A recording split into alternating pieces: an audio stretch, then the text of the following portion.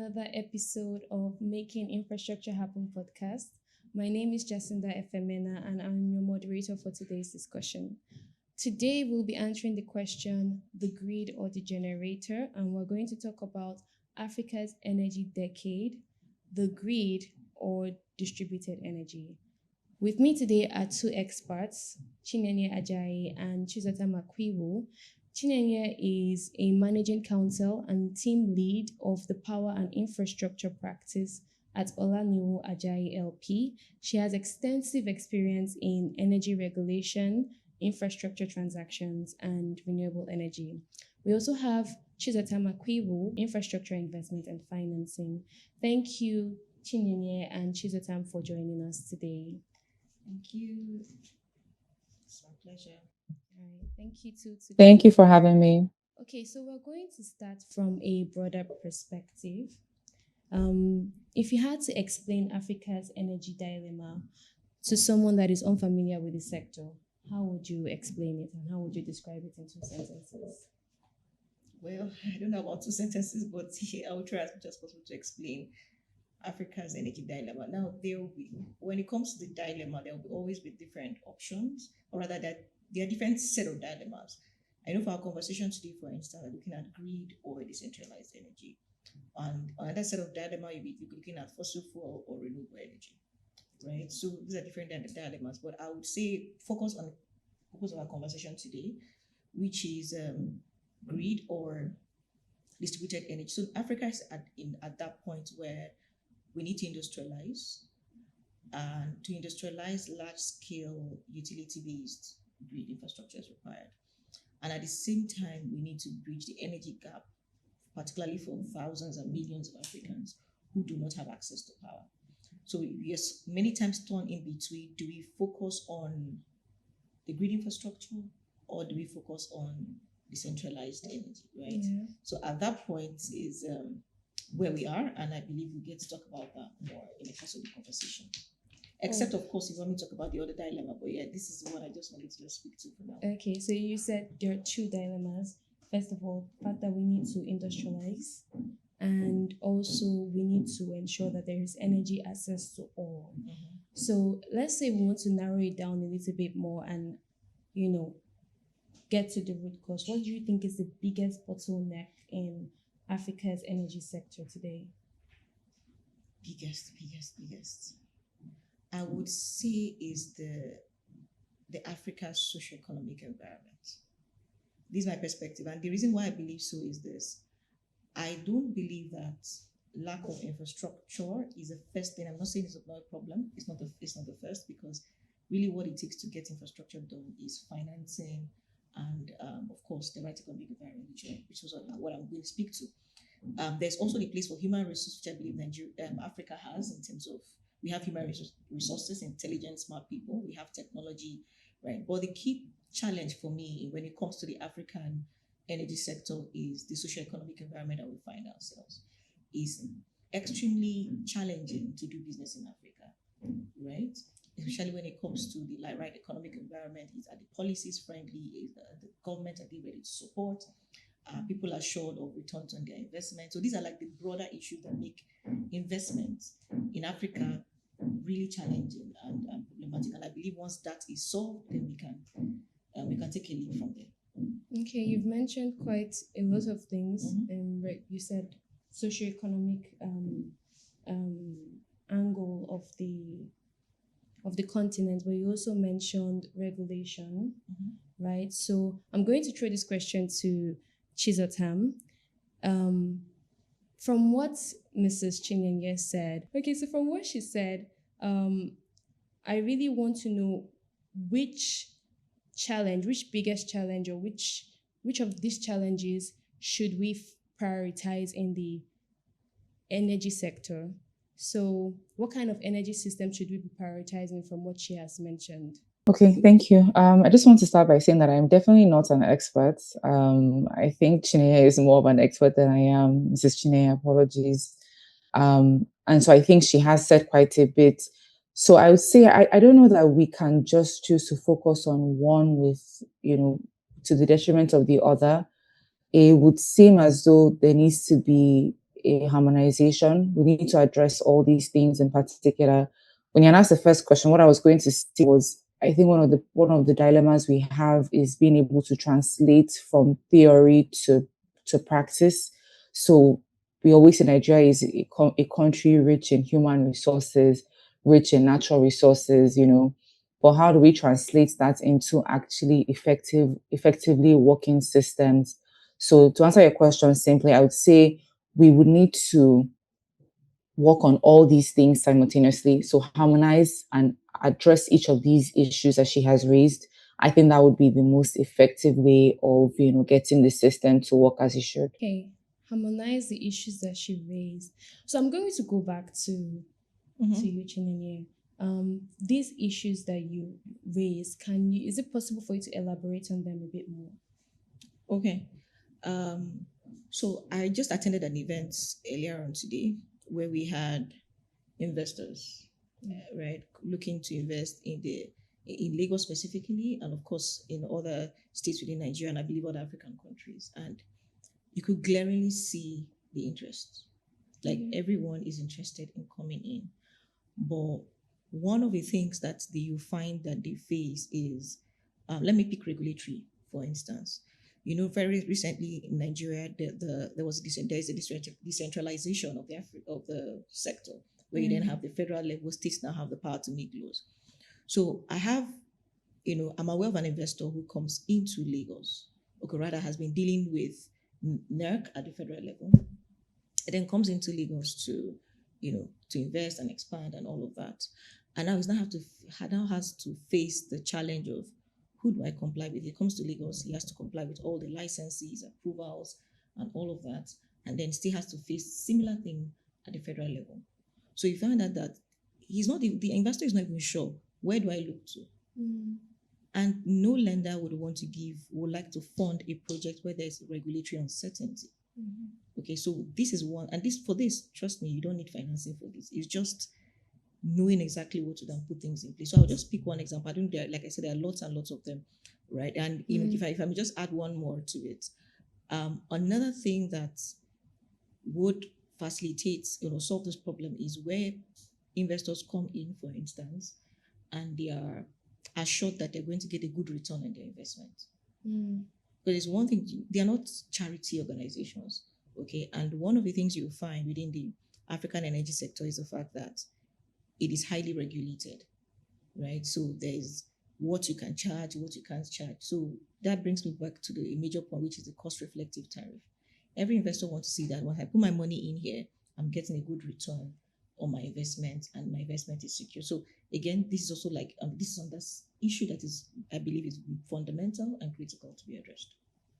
Okay, so you've mentioned that regulation is a key issue for investors investing in this sector. You also mentioned that the investors, they want to be sure that when they put their money in this investment, they're going to get high returns on their investment, or even returns on their investment. So I'm going to bring it back to the topic of the grid or the distributed energy, and I'm going to direct this question to Chizotam. So what financing structures are the most effective for energy projects across Africa today that would give the investors the confidence that, to want to put their money in that particular investment or project? So I would say, I would just speak to one actually, and I would say blended finance. I think that remains the most effective structure. And it links back to what Chineye mentioned about investor confidence. So you could have private sector providing financing on a project, but like she had mentioned, if there's regulatory uncertainty or just concerns about being able to gain or take your returns, due to whatever reason, particularly when there's regulatory constraints or hindrances around getting your capital and profit out of the country, that can disincentivize private investors. So what typically you would see is public capital meeting private investment and development finance. So you have government support. If you have the government supporting a project, that gives that creates or provides that incentive for private sector to want to put in their funds. You have private investors coming into a country. They know that the government is in support of that project. They know that they can rely on there being stability of regulation, the licensing regime, or however, just the regimes around licensing and regulations would be favorable, or at least would be stable and predictable. I think those are very important things. And then you have your DFIs like AFDB, the World Bank, IFCs also putting in their support into the project. I think that would be the most effective way of funding. So you have all those three players coming in to pitch or to pledge to support a project. I think that is the most effective way we would be able to finance this sort of projects. Yeah. Okay, thank you very much. You mentioned the DFIs, you should also mention government incentives. So I'm going to direct this question to you, Chinenye, right? What role should the government play in accelerating energy access and energy transition to ensure that the project itself is attractive to the investor? Yes, government plays a very critical role, and there are different roles the government can take when it comes to energy projects generally, right? The starting point, which is foundational for every government, is from the legal and regulatory point of view. Laws are made by government, policies are made by government. There are certain policies that when you put in place, it just signals to the whole world, hey, we are ready for investment, right? Let me give you a very quick example. Very recently, the NERC issued a regulation on net metering. Net metering essentially allows renewable energy generators to sell power to the grid, excess power to the grid. So imagine I'm generating electricity and it's excess from my solar plant. I can sell it to the grid. Of course, there are other considerations. So think about it. Everybody's all talking about it right now. Everybody's interested in knowing what it's about. Just that single regulation, for instance, can attract a different kind of investment, different kind of people, different kind of infrastructure. All right. So the first level is that's regulatory, certainty. And I say certainty because sometimes you see governments, you have one policy today, tomorrow it's changed. That certainty is very critical. So that's one role they can play. And also things around incentives. Those are things that are also supported by regulation. When investors see that by the time I come in and I build an energy project, I'm going to get an incentive, right? And there was a time we had incentives on renewable energy equipment at some point. Those were very attractive. So that's government role as a regulator. Then you can see government play a role as an off-taker. This is where government is actually taking electricity that is being generated from a plant. So what should the government do in that regard? Government should be a reliable and a creditworthy off-taker.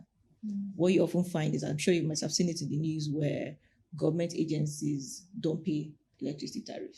And that can be very, desensitive. It's a disincentive to invest. All right. So government can play a role as a credible off-taker that pays its bill, because you can't tell your citizens to pay their bills when you're not paying yours. Okay. So we can also have government come in as, to de-risk. So in terms of, say, providing guarantees, support.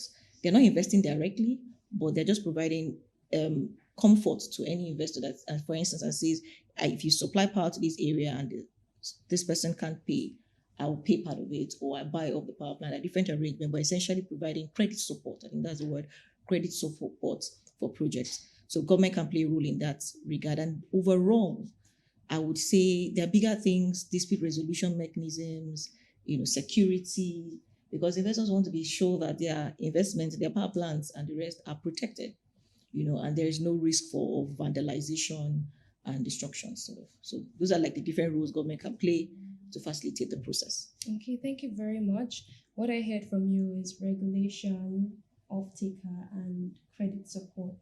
Yes. Okay, so I'm going to go back to the question or the subject for today, right? Because for about over a decade right now, we've been talking about how to increase capacity, that's energy capacity, and also improve the centralized grid system. but yet we still see that distributed energy is becoming more popular. You see more rooftop solar and mini grid conversations and projects coming up. So if you were to advise the government today on which of these areas to focus on or to invest in, right? Which one would you select and why? We had this conversation earlier on, right? Yeah. And I would say that I wouldn't say it's a pick and choose scenario, because both are important and they have the different roles that they play. There are certain energy consumers that decentralized system might not work for them, right? So for instance, we have industries, right? We have large factories that need high quantum of energy for their operations, right? It is efficient for them to be able to get power from the grid as against generating their own power. But as we see today, everybody is virtually generating their own power. So I would say there should be a focus on both, to be honest. But I know you want me to pick one. But if I were to pick one, I would say decentralized. And the reason is this: it is quicker. It is quicker in the sense that I can deploy a 50 kilowatts solar plant in 1 month, 3 weeks. But when it comes to grid infrastructure, it takes a lot of time.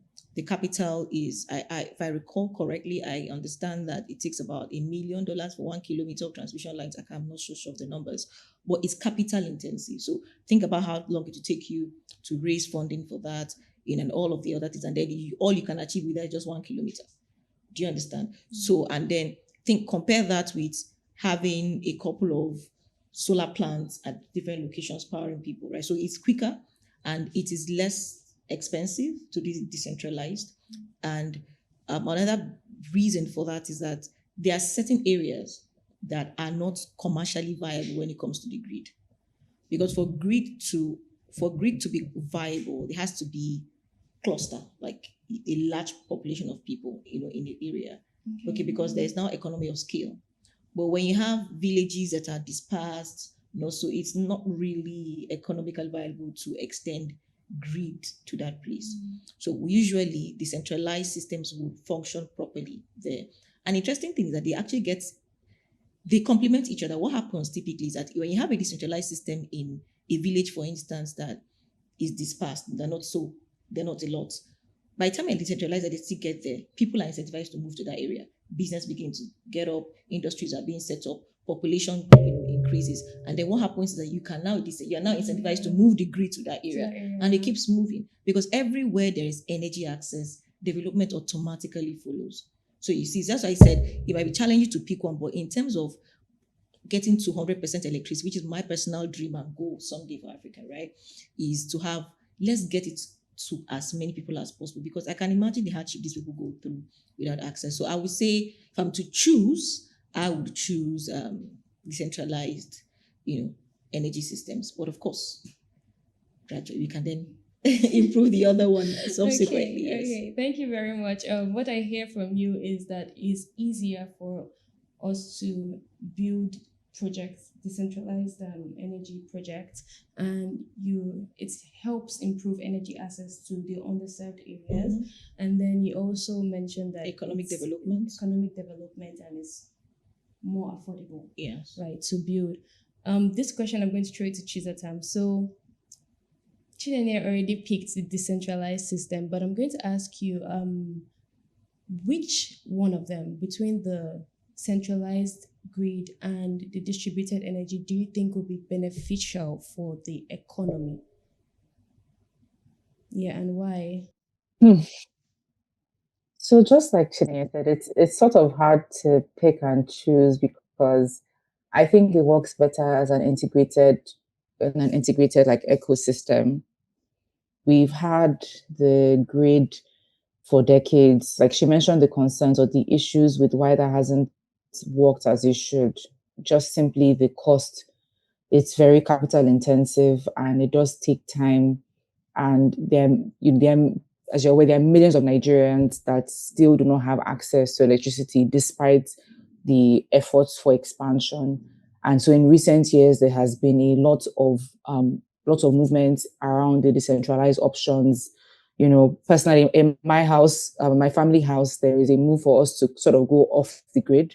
We had invested in solar panels a couple of years ago, and we're able to take some items off the grid. And in recent times, we started considering, expanding capacity. So getting more panels, getting more batteries, putting more items on it and going off the grid. And just because we're able to sort of manage our use, you can predict your own access to the electricity. But if I was to answer your question strictly, and that is in view of the economy, I align with what Chineye said. And that's because in recent years, there's been lots of research and development around decentralized options. So the costs that were initially high are starting to drop as there's more demand for it. So from an economic perspective, even though I don't think I'm equipped to give that qualified or expert opinion, I would say decentralized, just because of the falling costs in those items. I think we would also see more private sectors, more private investments participate in that area as well. I think we would be able to get more public-private partnership to boost that. So I would say that would be my answer. Okay, I understand the answer, the reason behind why the decentralized infrastructure is selected. But then again, for the centralized infrastructure, which is more focused on urban areas, right? How then do we ensure that those that are living in these large areas or these urban areas where economic development is happening and all of that, how do we ensure that they too have regular access to electricity or to energy? Because we've seen that the centralized system still has a lot of issues that are yet to be resolved. So if the focus is then on the decentralized system, how do we ensure that these other people get access to energy? So like I said, that's why it's difficult to answer, right? So I said it's something that has to be done on both ends, the grid and the decentralized systems. So for the grid, a lot has to start with even maintaining what we have, across the continent and leveraging some of the opportunities that the law has provided. Like I earlier mentioned, that transmission infrastructure, which is really what the grid is about, is capital intensive, and it's obvious already that the government can't handle. Okay, I had the opportunity of speaking about that a few days ago, and the fact is that we need to get private sector in that space as soon as possible to start, in order to improve that infrastructure for the benefit of these areas. I like to say, for instance, the Electricity Law Act currently contemplates an IPP. When I mean IPP, like it's called ITP, Independent Transmission, providers, or something similar to that. So these are private sector participants that are coming in, and you seed certain parts of the transmission lines. Either they're constructing fresh ones or they're upgrading existing ones. And they're meant to do this with private capital. And of course, they get paid over time. And so they takes that cost off the balance sheet of the government, and the private sector takes it over. So this is one of the immediate, and it recently happened in Kenya. I remember writing about it.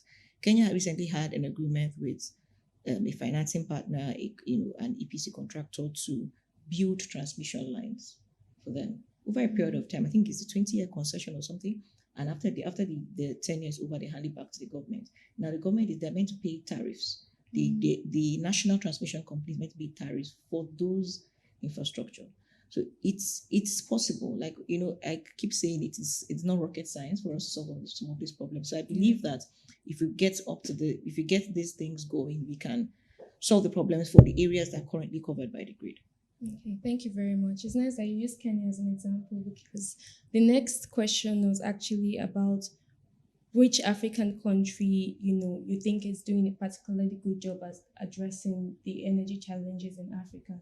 But I'll throw that question to Chizatam and then I'll get back to you. So Chizatam, over to you. Thanks. Yes, Kenya, as well as she had mentioned, I think from what I was seeing from research is that they're doing a good job of combining both. And I think that goes to show the point we had earlier mentioned. I think I don't know that it would be the best thing to choose to focus on one to the detriment of the other. So we see Kenya combining both their grid expansion and also supporting distributed energy solutions. And this just makes it creates a nice mix where you're able to focus on those in urban areas and those in rural areas and they usually are the hardest to reach just because of how expensive that can cost. I've also seen that Morocco as well, so policy consistency, which, as she had mentioned when she referred to that recent regulation in Nigeria, that usually tends to drive investments because once a government can signal that they are ready for business based on their policies, there's consistency, there's predictability, that always encourages investment in the area. So yeah, I'd say Kenya and Morocco. Kenya Thank you. and Morocco. Thank you very much, Chizatam. Do you have another country that you'd like to use as an example? Yes, I will add South Africa. I really got interested in their RAPE project. I believe that's how it's called, REIPPP. Okay. So I really found it really interesting. And it just, again, brings to fore how all it takes is, the political will and the determination to get things done, again, across the continent. And I really hope we get things done. But let me just explain what South Africa is doing. So what the REAP program entails is that, ESCOM, who is the national electricity provider, essentially does a feasibility study to understand the different areas where energy is needed. So once they've done the feasibility study, they begin to carve out different aspects of it and put it out for bids. So let's assume you have I want to power some places in Lagos, Ibadan, Ogun State, for instance. I package them as a project and then invite people to bid for it. If you want to provide power in this area, you bid based on tariff, everything. So once you bid, and because it's a bid, it makes it competitive. So everybody's trying to get the cheapest price because, of course, the government will want to go for, the most affordable for the customers. So everyone bids, and once they bid, a bidder is selected. They enter into a PPA arrangement with ESCOM. ESCOM buys the power, and that takes care of a very major risk because one of the challenges, particularly when it comes to distributed energy, sometimes is the fact that a project developer has to deal with several off-takers. Okay, one community here, one house there. One of the things that investors always like to see is one off-taker. There's just one person they are looking to get their funds.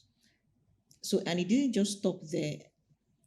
I think another thing that they did to make for that project to be really successful is that there was government backing.